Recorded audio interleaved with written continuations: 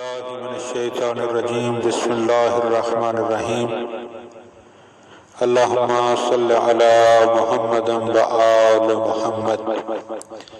حضرت امیر المومنین علی ابن ابی طالب علیہ السلام کے مجموعہ کلام نہج البلاغہ میں سے باب المختار، اور باب المختار کے جس میں امیر المومنین علیہ السلام کے مختصر فرامین درج ہیں، ان میں سے چوتھا فرمان آپ صاحبان کی خدمت میں پیش کرنے کی سعادت حاصل کی جا رہی ہے۔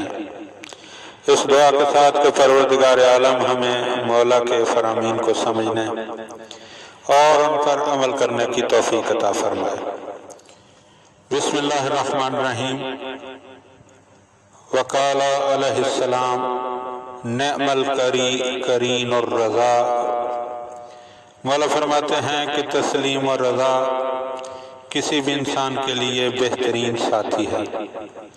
والعلم وراثۃ کریمۃ، اور کسی انسان کا بہترین ورثہ جو ہے جو وہ چھوڑ کر جا سکتا ہے، شریف ترین ورثہ اس کا علم ہے۔